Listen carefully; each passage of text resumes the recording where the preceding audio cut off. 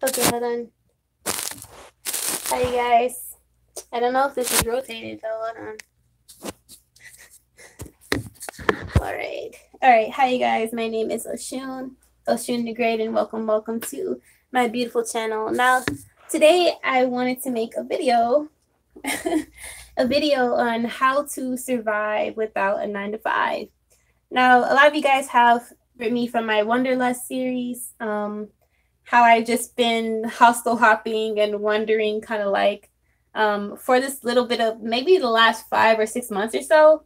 I basically quit my last job working on a cruise ship in Hawaii, and I've been free ever since.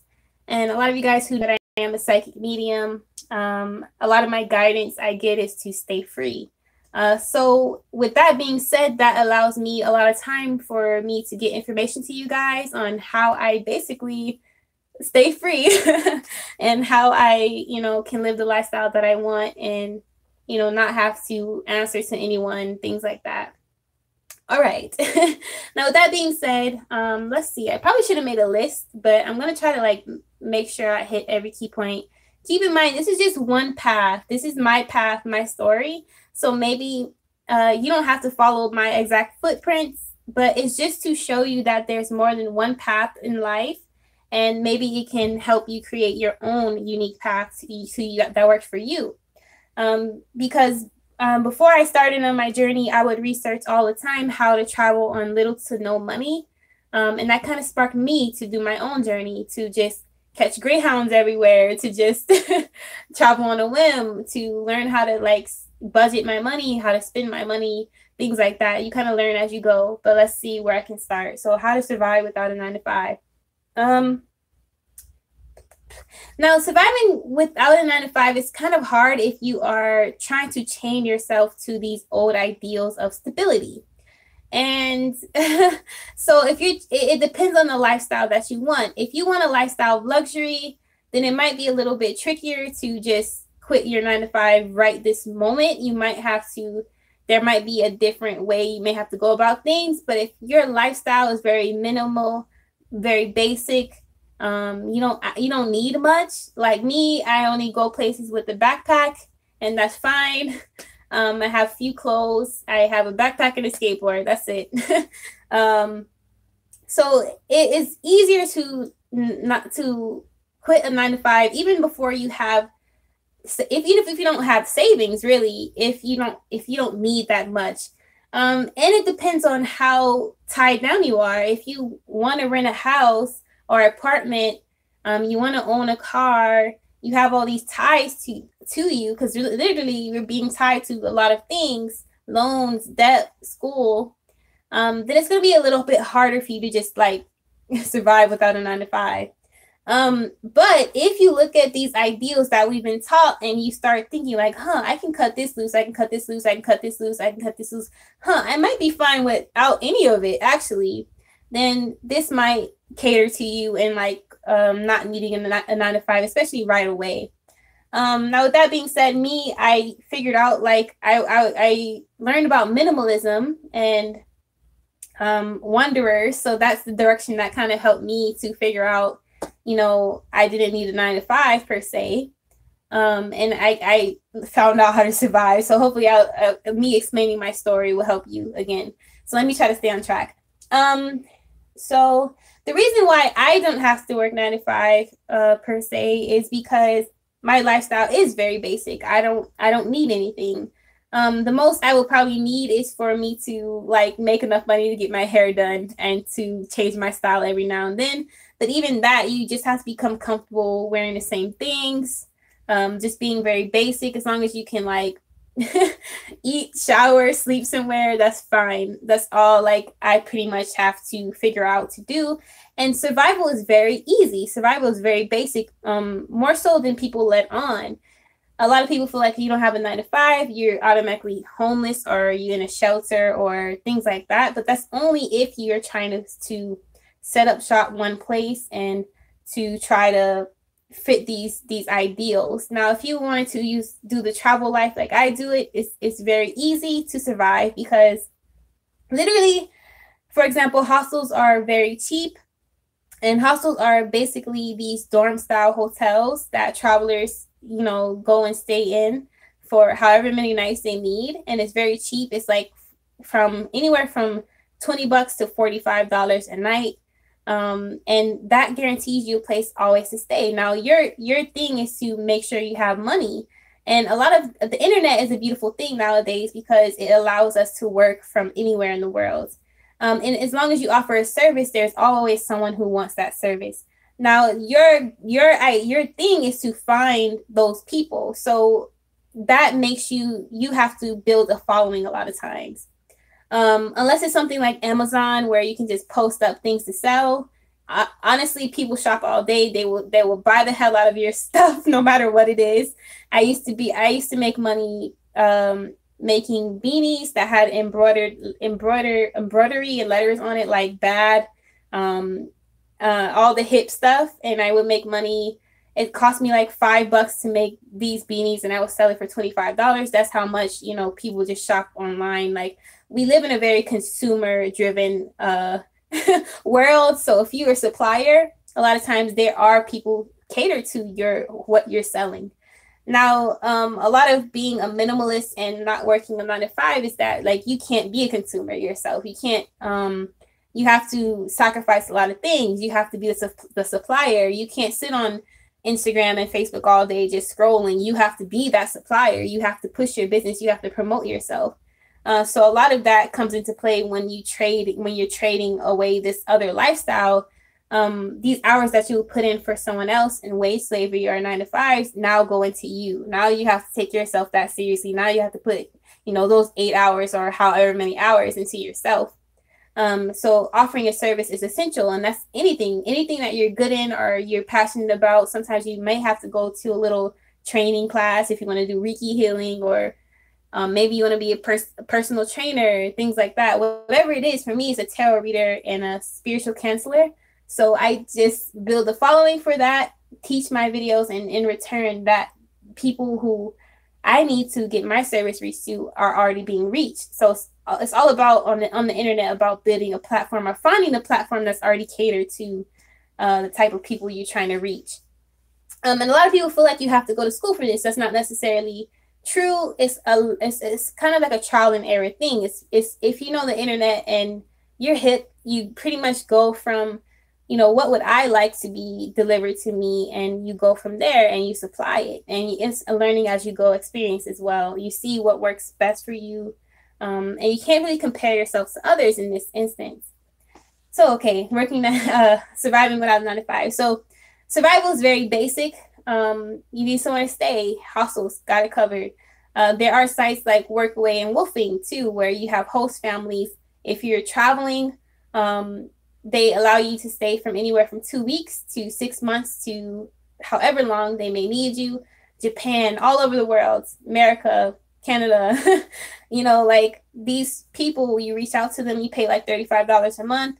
You reach out to them and you may want to exchange learning language for them, and you teach them how to paint, something like that, and in exchange for free room and board. So I've also done this kind of instance where I've done Workaway.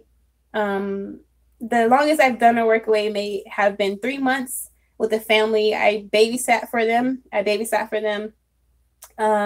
I work in a hostel for maybe for free room and board for maybe almost a month. So these are easy ways to survive. Survival covered.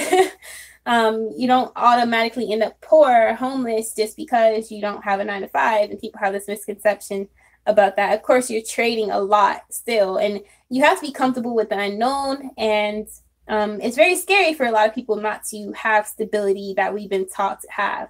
And a lot of times, for me, I just have to get comfortable with the unknown.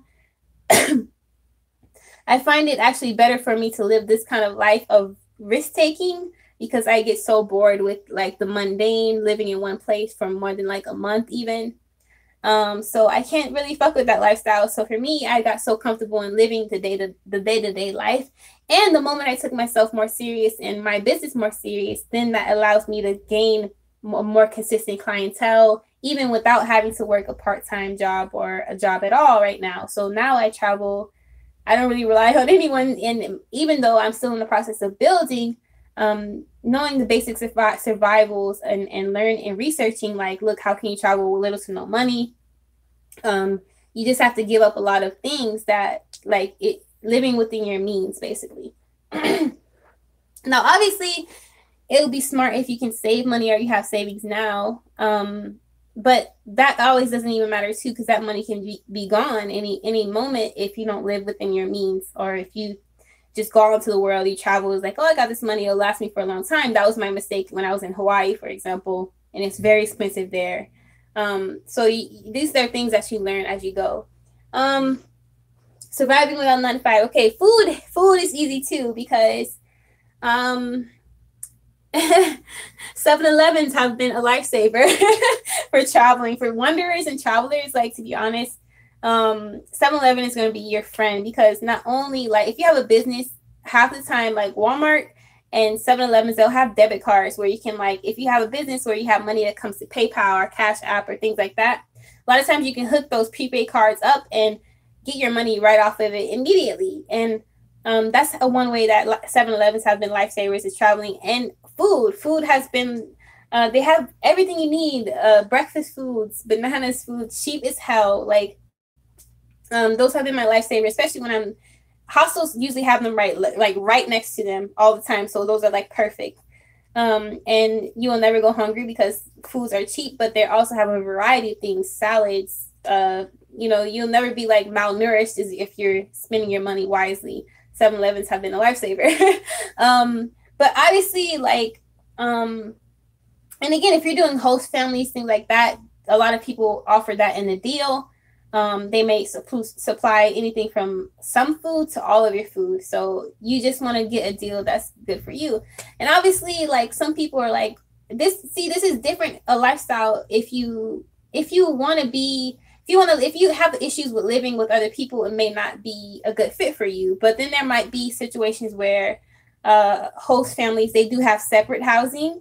So you just have to deeply research it and, like, look and see, like, what benefits me in this situation. What else?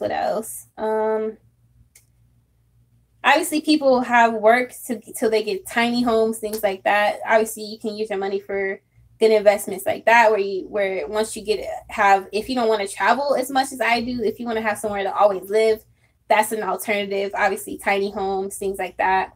So how to survive without a 9 to 5. Food is always covered.